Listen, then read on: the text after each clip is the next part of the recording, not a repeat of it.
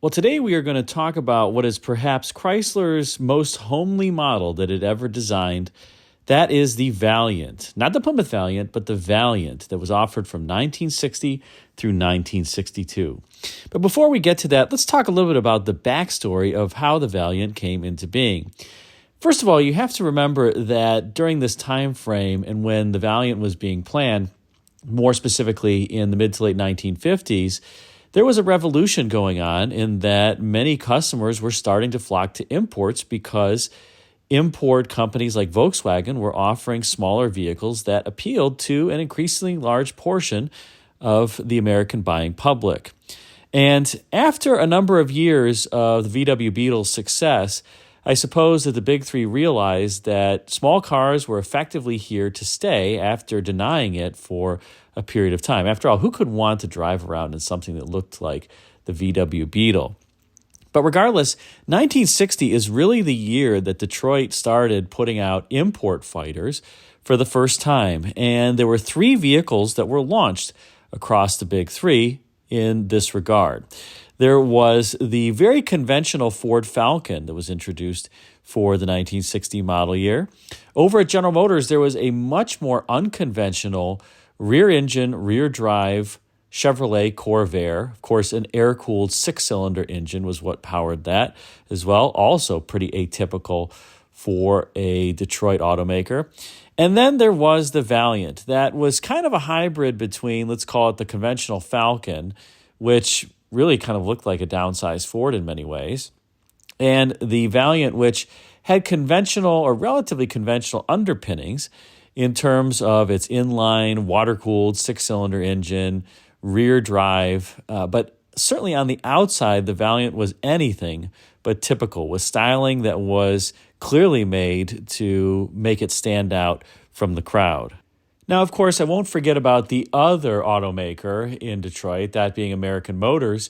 And perhaps American Motors also played a role in the big three finally entering this small car fray, because it was during this time that American Motors President George Romney authorized a number of damning ads with respect to the American auto industry, or the broader American auto industry, saying that companies were really producing gas-guzzling dinosaurs.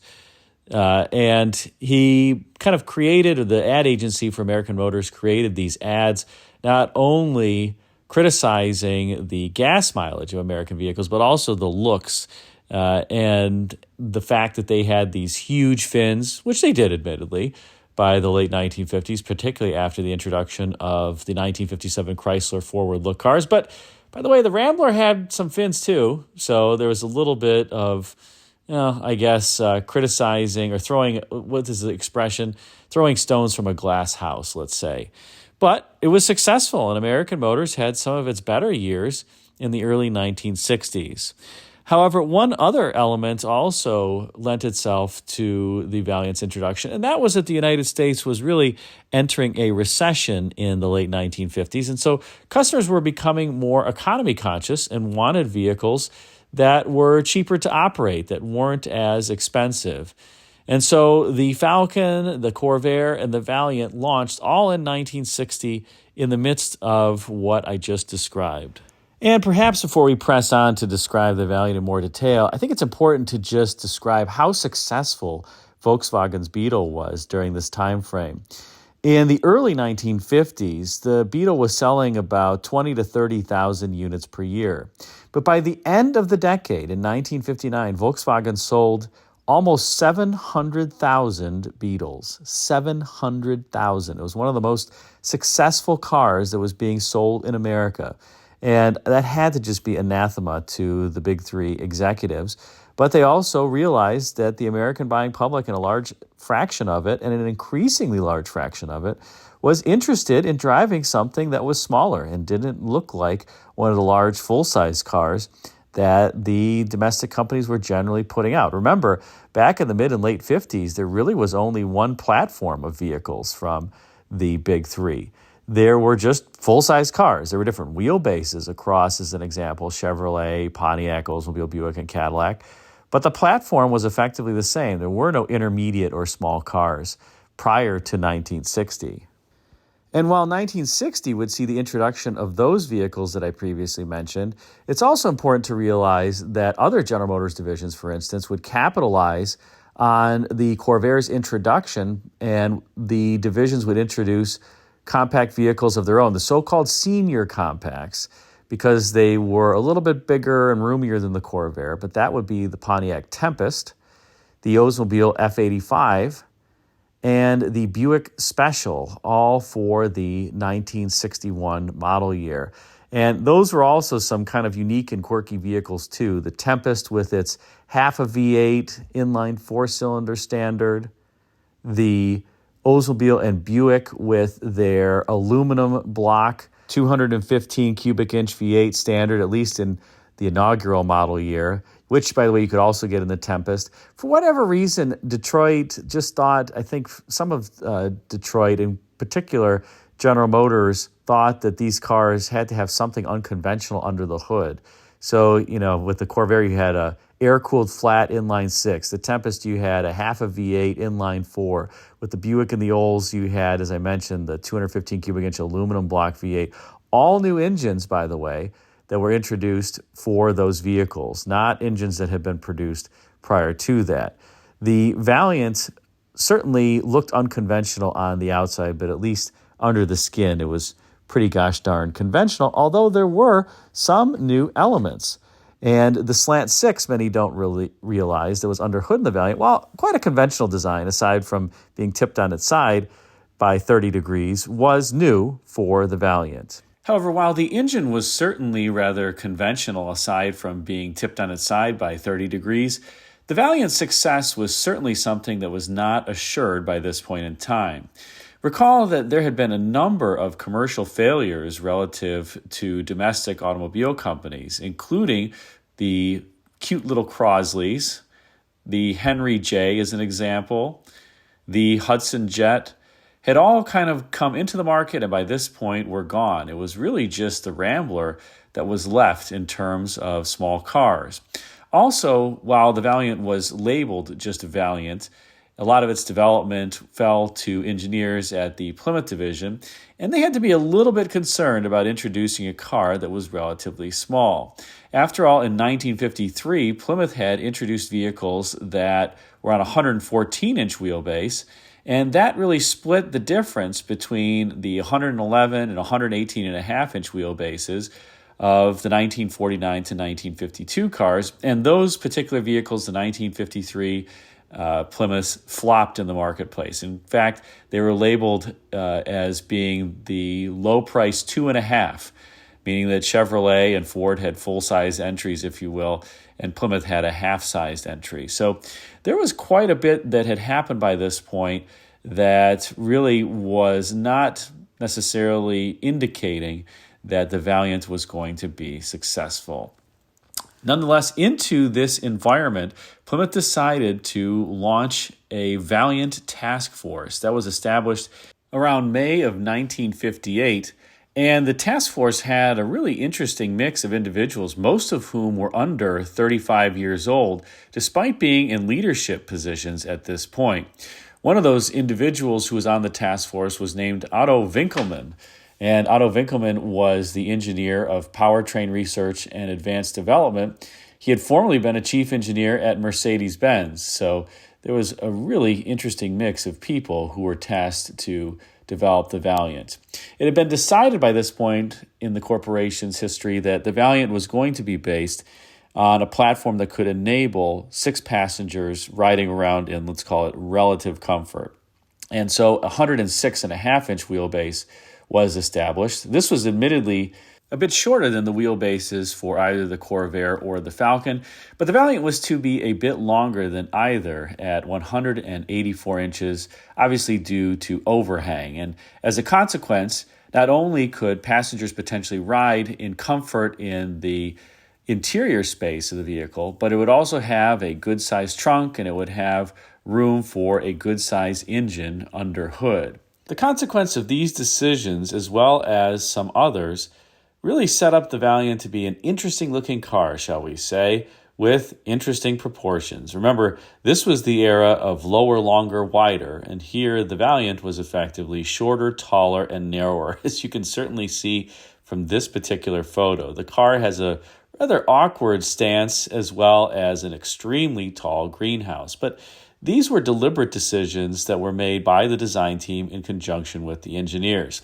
Let's talk about some of the design features and a little bit of the quirkiness here. One of the things that you can see in this front, somewhat rotated view is, in particular, the body sides here have a so-called fuselage-like shape to them. Think of that middle section that's in between the planes that start at the front of the vehicle, at the forward edge of the hood, as well as begin aft of the door on this particular car. And notice they have a particular curvature, just like an aircraft fuselage. Now, there is one element that certainly doesn't look fuselage-like, and you'll never unsee this once I say it, but notice that the body is curving inward as it approaches the bottom edge of the window there. And then the greenhouse of the car just looks awkward, and that's because this car doesn't have curved side glass. You'd think that it really needs the curved side glass to complete the fuselage look, but the glass here is just straight, and as a consequence, it has to be set pretty upright in order to retract into the door appropriately, and it ruins the fuselage look, admittedly, for me. That was likely done for cost reasons because Chrysler actually was the first company to introduce curved side glass to the buying public with the 1957 Imperial. So they had the technology to do it. It was just too costly. Now, as we rotate around to this particular view, take a look at the roof. And you can see something interesting here that the engineers and designers did for ingress-egress. And that is, notice that the edge of the roof there is raised, right where the drip rail is. And that was to facilitate greater headroom and greater ingress and egress. They kind of pulled the roof rails in on this particular vehicle and made it into a styling element, frankly. So the drip rail is at first where your eye kind of focuses and how that curves downward toward the rear of the vehicle. But you notice the roof line doesn't really move all that much downward, and in fact is relatively elevated in order to facilitate, like I said, the ingress and egress. So a couple little tricks on this car.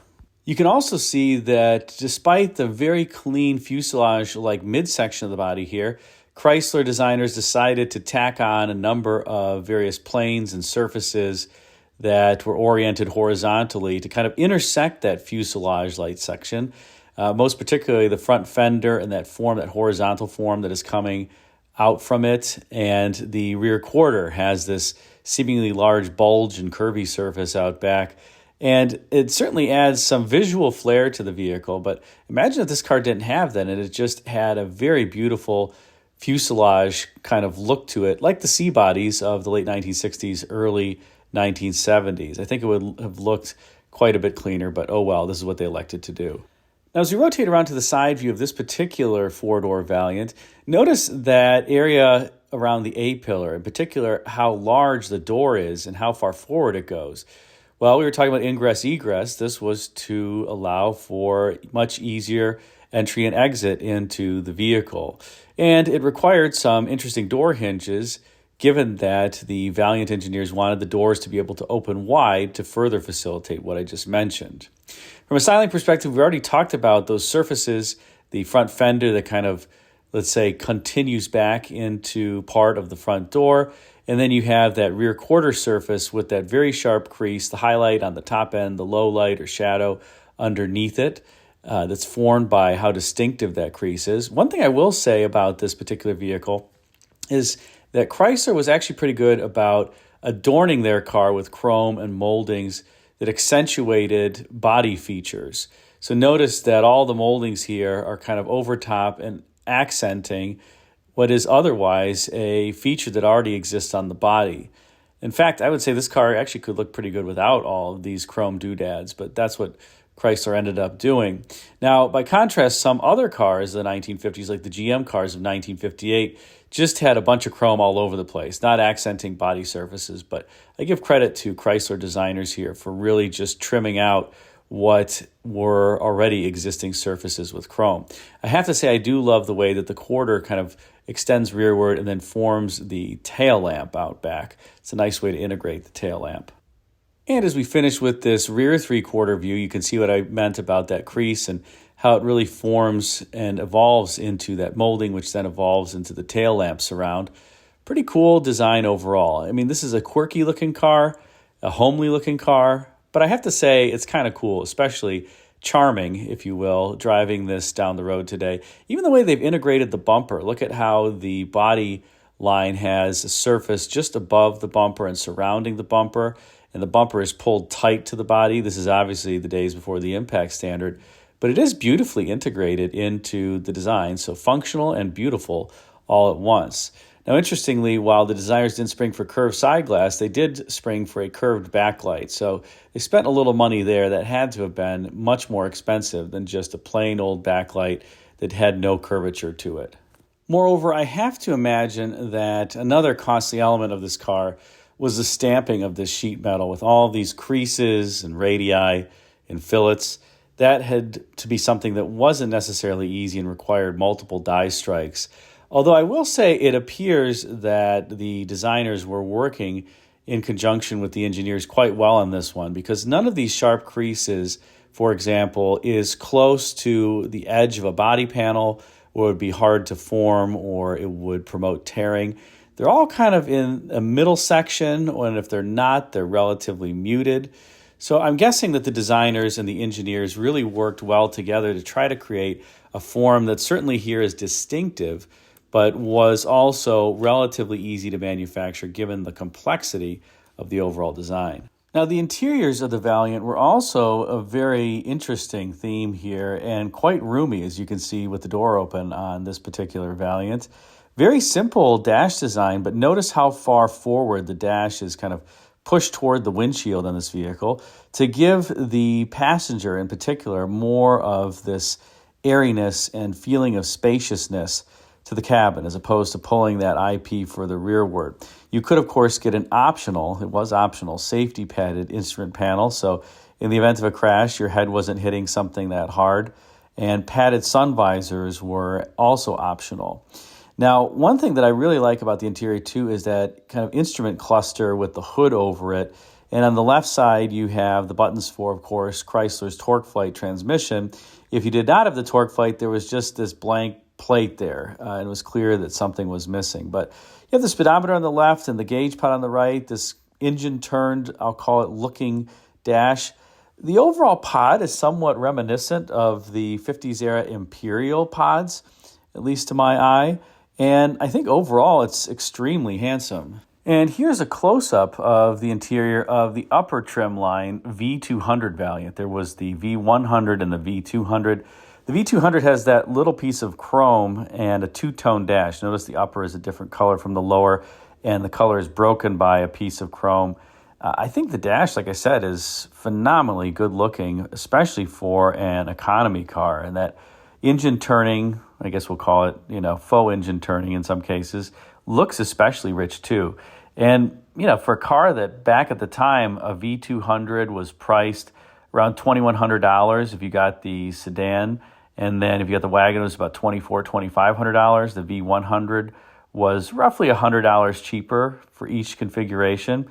That's about $15,000, $16,000 today. That's a pretty gosh darn cheap car. And I think this interior was something that many buyers were likely happy with. And lastly, before we press on to the powertrains, let's take a look at the Valiant's trunk. It is enormous, 25 cubic feet of space.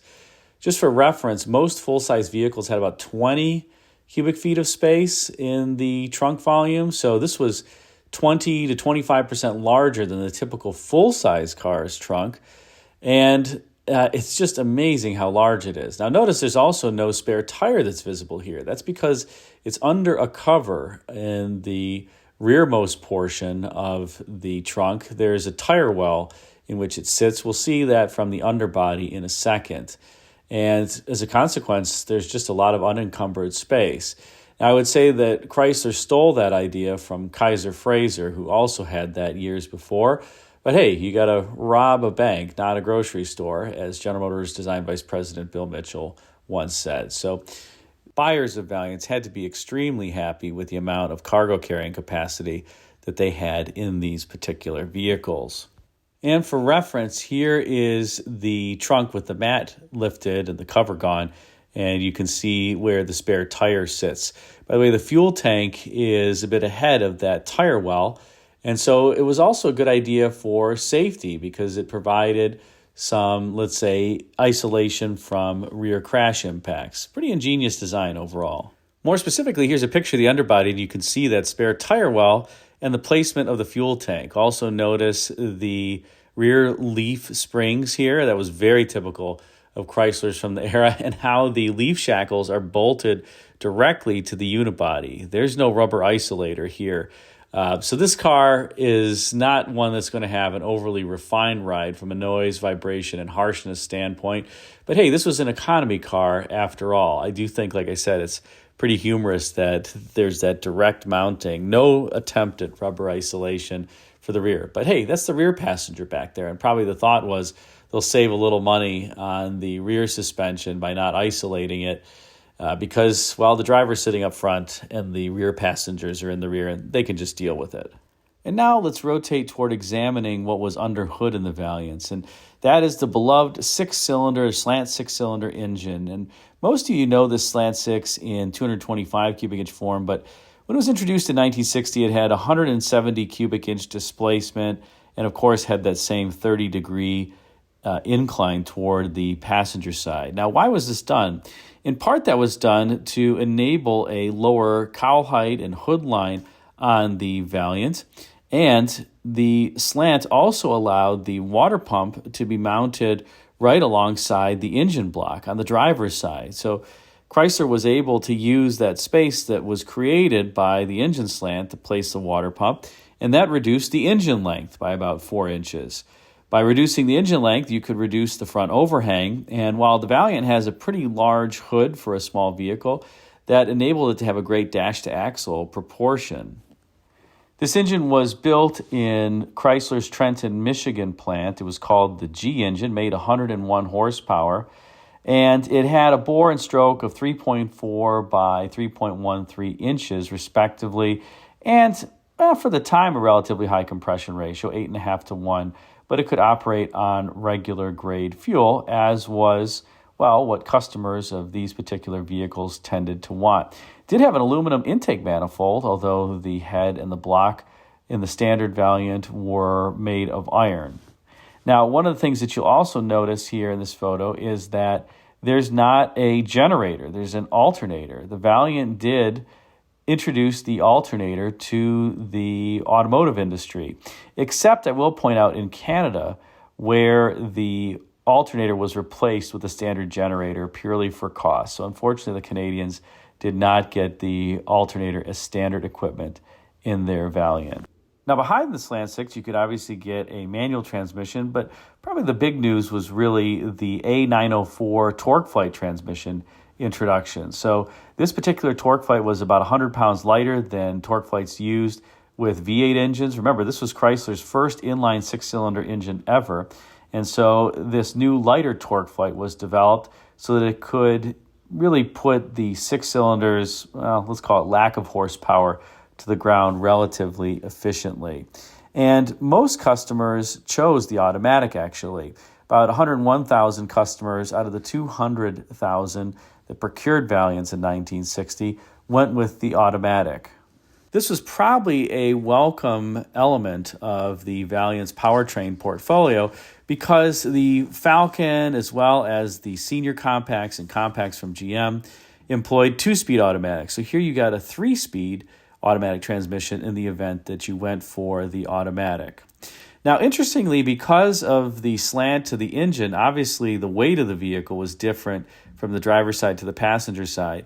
And some individuals who tested the car complained that it had completely different handling if you turned hard left versus hard right. But, well, I guess that's some of the charm points of the Valiant overall. Thankfully, if you wanted a bit more power, by spring of 1960, you could get it. And there was an upgrade to the 101 horsepower Slant 6 called the Hyper Pack, which raised the horsepower to 148. So 148 versus 101 horsepower, big difference. And if you got the Hyper Pack, you got a premium fuel, high compression, 10.5 to 1 compression. Of course, there were other upgrades to the camshaft with the intake and exhaust duration and valve opening, and a new intake manifold, as well as a Carter AFB 4-barrel carburetor. So pretty awesome little upgrade that you could get there. Now, for 1961, Chrysler would introduce a larger 225 cubic inch inline six-cylinder as an option versus the 170 cubic inch six cylinders that I mentioned before. And one thing I'll just point out that many people don't know is that there was a cast iron variant of that 225 cubic inch engine, but there was also an aluminum block variant. We'll save that for another video. In any case, the Valiant was a pretty advanced and conventional little car at the same time in terms of styling as well as mechanicals. And of course, by this point, Chrysler had also converted its vehicles to unibody, and they perhaps learned a little bit from how the 1957 era cars prematurely rusted, and so they employed extensive amounts of anti-corrosion materials and elements in the Valiant in an effort to really stem their reputation as rust buckets. The Valiant still rusted nonetheless, but perhaps they ended up rusting less. Now, was the Valiant successful? Well, in its first particular model year in 1960, it sold about 200,000 units, as I previously mentioned. And an interesting thing to note is that in that model year, it was marketed as the Valiant, not the Plymouth Valiant. It would take a little bit of time for the marketing folks to change over to the Plymouth Valiant.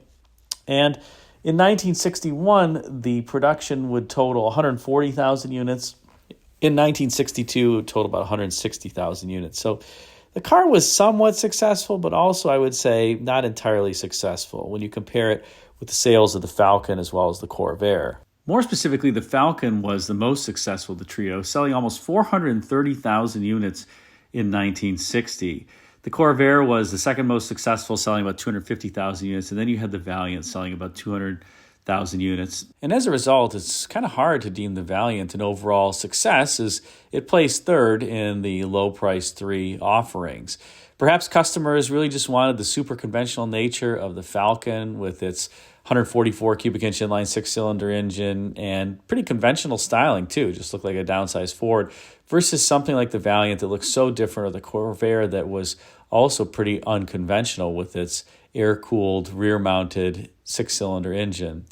And thus, the Valiant, well, is the Valiant. And it's, I think, probably one of Chrysler's most homely-looking cars, but charming at the same time, I have to admit. What do you think? Put a comment in the comment section. What's the Valiant's most interesting feature? Let me know. And be sure to subscribe if you haven't subscribed already, or hit the super thanks button if you really enjoyed this video. After all, there is one thing that you will never hear on Rare Classic Cars in automotive history, and that is an AI-generated voice. I just will never do that. So hopefully you like this better. Thanks again for watching.